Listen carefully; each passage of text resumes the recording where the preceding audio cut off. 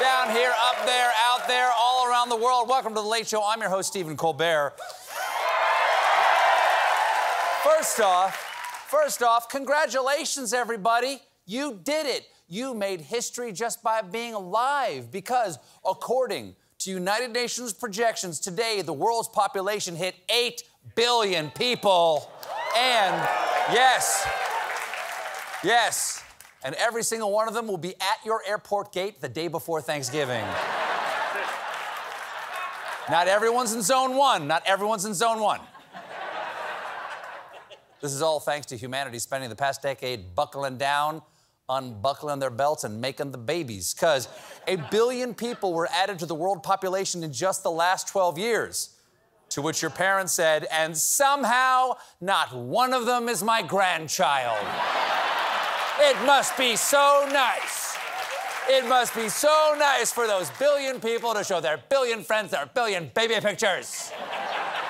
That's okay. I understand. I'm sure a PhD is very nice. Speaking of numbers, election results are still coming in. Last night, we got a huge one in the Arizona governor's race between Democratic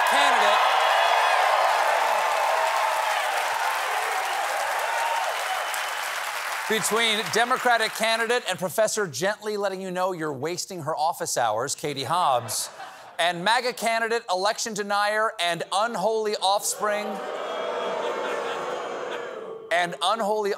of human and Instagram filter, Kari Lake. After almost a week of counting votes, we finally got word that Hobbs has defeated Lake.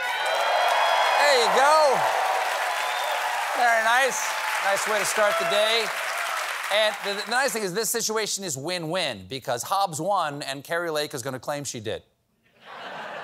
Here's Lake just before the race in question was called, calling the race into question. I don't believe that people of Arizona would vote for her and that she would win. But if that's what happens at the end of the day, how do you certify an election that is this botched? I'd like to respond to Kari Lake on the gauzy style she's accustomed to. They did vote for her, and she did win, you fascist hologram.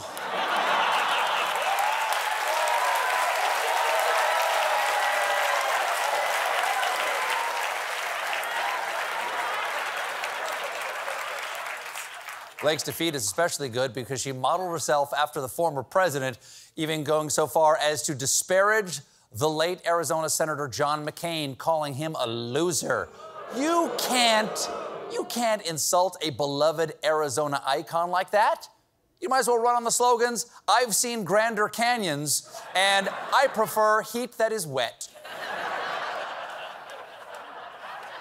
It's a dry heat. It's all right, Joe's fine. It's a dry heat. Don't worry about it.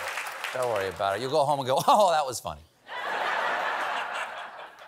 Delayed reaction. One election we still don't know the result of is in Georgia, where there's a Senate runoff between Raphael Warnock and Herschel Walker. Yesterday, at a campaign rally, Walker took a swing at what, to his understanding, is the Green New Deal. If we was ready for the green agenda, I'll raise my hand right now, but we're not ready right now. So don't let them fool you like this is a new agenda. This is not the new agenda. We're not prepared. We're not ready right now. What we need to do is keep having those gas guzzling cars, because we got the good emission out of those cars. Yes. We've got good emissions out of those cars, and he ought to know, because it really sounds like he's been huffing them. Now, it should go without saying, based on true story. Jokes based on a true story. It should go without saying that Herschel's statement, whatever that was, contradicts the scientific consensus on greenhouse gases. If we don't cut back on our emissions, we're not going to be able to look our children in the eye. And if you're Herschel Walker, that doesn't leave you with many places to look. He's the reason we hit 8 billion so fast.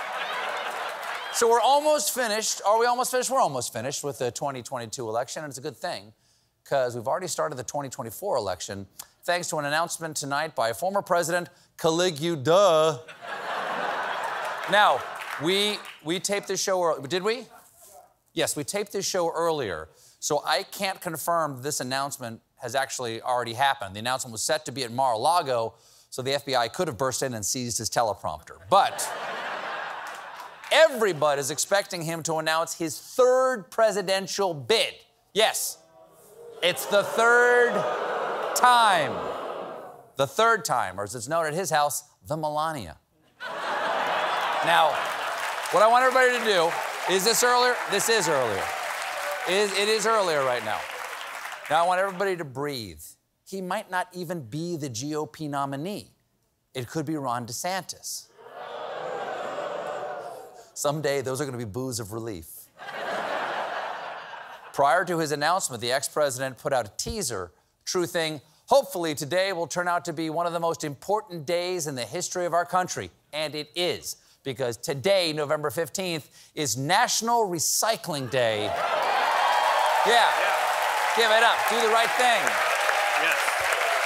Thank you, Joe. Which is why we're recycling a piece of trash we threw out 2 years ago. The former president... Dancing with that chicken. Dancing with that chicken. I'll explain it later. The former president also reposted this query from a fan. Why would a billionaire who has it all, fame, fortune, a warm and loving family, friends, etc., want to endanger himself by becoming POTUS? Because he's on the run from the law? No? We don't know? Of course, the former president is still digging his way out of all the lawsuits from his first term. For instance, he's suing to be reinstated on Twitter, and you'll never guess who his lawyers are comparing him to. Galileo! Galileo! Yes. They're comparing him to astronomer Galileo. I get the resemblance. They both like to stare at the sun. In a filing, his lawyers argued, crackpot ideas sometimes turn out to be true. The Earth does revolve around the sun, and it was Hunter Biden, not Russian disinformation agents, who dropped off a laptop full of incriminating evidence at a repair shop in Delaware. Well said. All great discoveries start as conspiracy theories. Thomas Edison only invented the light bulb so he could finally see that Sasquatch sneaking up on him. But this isn't even the former president's weirdest claim of the week, because in the lawsuit about all those classified documents he got down there in Mar-a-Lago, he takes this bold stand. A president gets to decide whether records from his White House are personal documents, and that he had decided that all the records he took to Mar-a-Lago were in fact his personal property. That is the legal argument of a toddler. Your Honor, my client pleads, mine, mine, mine, mine, they're mine. I want a balloon, I want a balloon, I want a balloon, mine. I want a balloon. I want a balloon, I want a balloon, I want a balloon, I want a balloon, I want a balloon, I want a balloon, I want a balloon, I want a balloon, I want a balloon, I want a balloon, I want a balloon, I want a balloon, I want a balloon. The defense rests because he has a boom boom in his pants. 2024 won't just be the next presidential election, it'll also be the Summer Olympics in Paris. And yesterday, the French unveiled the Olympic mascot. Normally, these things are pretty silly looking, but France is the home of art and fashion. Matisse, Chanel, Dijon. So, behold, le mascotte de la France will be... I want to say dancing blood drops, Plushy the uterus. In reality, turns out, there's supposed to be a Phrygian cap, which was a symbol of the pursuit of liberty in the French Revolution. The two have a combined name, Les Phryges. Don't worry if you don't sprechen the French, because as one fan of the hats pointed out, it will be sexy to have people from all over the world try to pronounce the name in their own way. Oh, of course. Mais oui. Because nothing is sexier than an American mispronouncing French. My favorite meal? Pommes frites. My favorite museum? Le Louvre. My favorite actor? Timothée Chalamet. The sad thing is that it's France. They had so many great mascot options to choose from. I would have gone with Baggity and Cigaretti. We got a great show for you tonight. My guest is Jon Stewart. But when we come back,